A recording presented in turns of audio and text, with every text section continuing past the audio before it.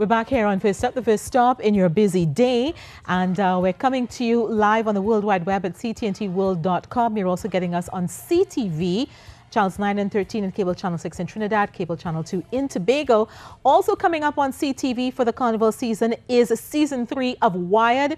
You don't want to miss it. The biggest and the best in the carnival industry will be showcased on Wired. So keep watching C to get details as to when Wired will be, on a set near you. In the meantime, though, we're going to be switching our focus and putting the spotlight on Niehurst, who will be having their Science Awards very, very soon. To tell us more about that, we have in with us a communication specialist at Niehurst, Christiane Francois. We also have with us the president of the Caribbean Academy of Sciences, Hollis Charles. Good morning to you. Good morning. And welcome to First Up. 2012 Science Awards. The call for nominations is out. You have the ads running in the media right now. What are these awards going to do for science in the region? Both of us can answer that. We have two different perspectives. I'd like to hear Hollis's after I speak. For us, essentially, what we're doing is highlighting the work of our scientific and technological community. We all recognize, or we're all very familiar with the need to foster people in the arts, our steel band, our poets, our musicians, and so on. But even though science and technology has provided for civilization almost 90% of what we have, and over the last 10,000 years, people just don't bother with it. They take it for granted. And it's very necessary to recognize that, like the other areas of creative endeavor, scientists need to have a sense of community. They need to have a sense of appreciation by the people and by the society. And Niehurst, I think, has taken not now, but for some time now, I've been taking initiatives to promote that. And the Caribbean Academy of Sciences is very pleased to be associated and will continue to support that kind of activity, not only at Niehurst, but where any organizations that see the necessity to develop programs that both record and give a sense of appreciation for the scientific work that is done. For us, Jesse, from the Niehurst, and that's the sort of very big picture global end, and we have the same, obviously, identical perspective, but for us in our perspective is that Niehurst, our mission is to support the diversification of the economy through the building of scientific and technological capabilities of our people and our institutions. The award scheme is a way of strengthening, preserving, reinforcing our scientific heritage, because we do have a rich scientific heritage, Trinidad and Tobago and the Caribbean. So for the last 6 years, we have been archiving the life stories and the achievements of these scientists across the region, and also doing an awards program that has been able to honor and recognize them and raise the visibility of these scientists. And what it does is it strengthens community. It builds a sense of identity for future scientists. It helps our young people to understand where we have come from, who has been out there. And we have scientists doing amazing things all over the world, nationals, and our young people don't know who they are. They know who our sporting heroes are, they know who our entertainers are, they know our celebrities, but they don't know our scientists.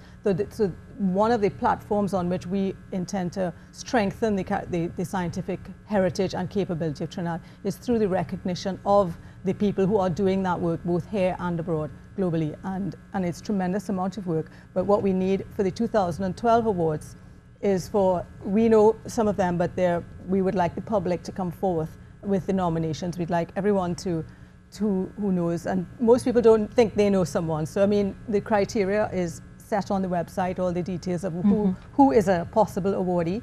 But we don't want anybody to be intimidated. If your brother is doing something fantastic in an institution somewhere, or your sister, or any your neighbor, you can venture forth and come to us and put in a nomination, and of course the decision will be at our end. I'm going to put up the link on our First Up Facebook page for you, where you can get more information on the NIHUS 2012 Science Awards. The website is caribbean-icons.org/awards. And there are several awards that will be given out. We have the Fenric Dufour Award for Engineering. There is the Manuel Cipriano Amoroso Award for Medical Sciences, Rudranath Kapildeo Award for Applied Science and Technology, the Julian Kenny Award for Natural Sciences, the Anthony Williams Award for Technological Innovation in Arts and Culture.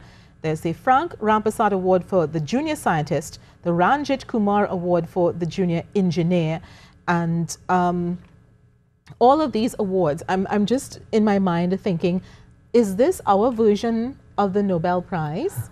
That when these scientists receive these awards for the work that they're doing, that it's going to spark off something in other practicing scientists in the region to say, I want to get a NIHUS Science Award for the work that I'm doing, or the work that I am doing, yes, I'm doing it to better mankind, but I think that this is worthy of a NIHUS Science Award. Is that some of the thinking behind it as well?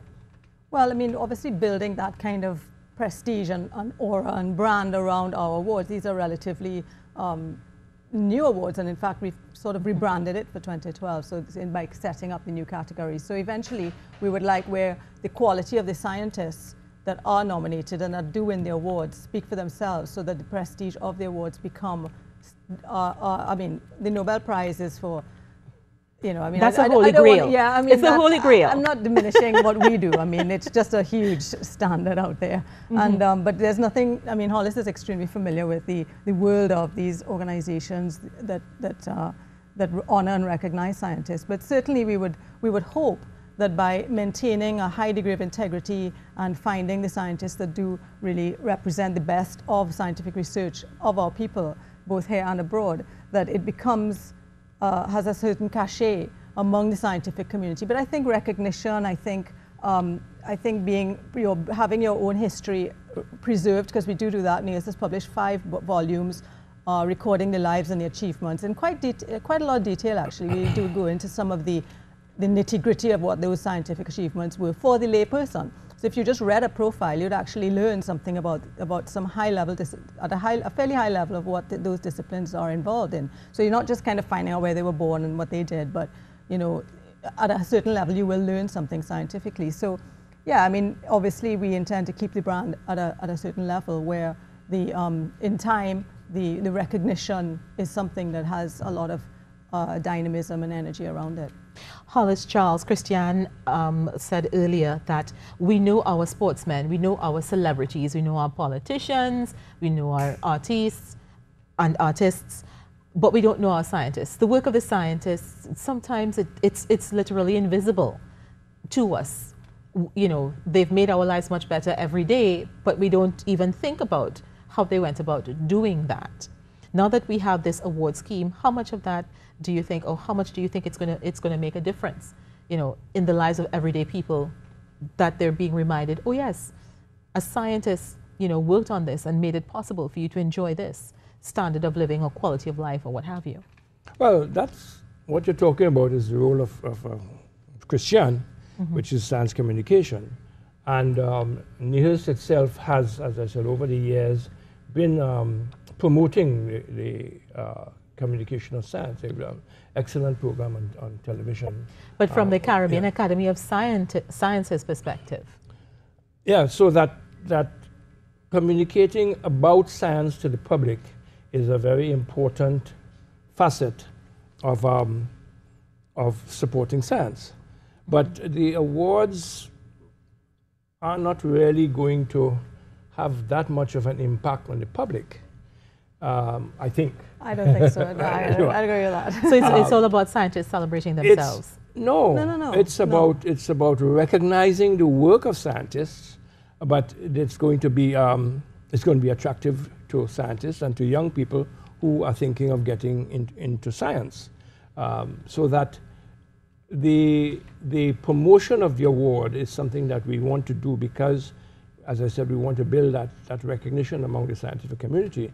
How much of it, and I'll let Christiane talk about that, how much of it the public is going to be made aware of, except in this nomination process really depends on how well organizations like NIHURST get the support for their science communication activity, where you actually communicate to the public what science is doing for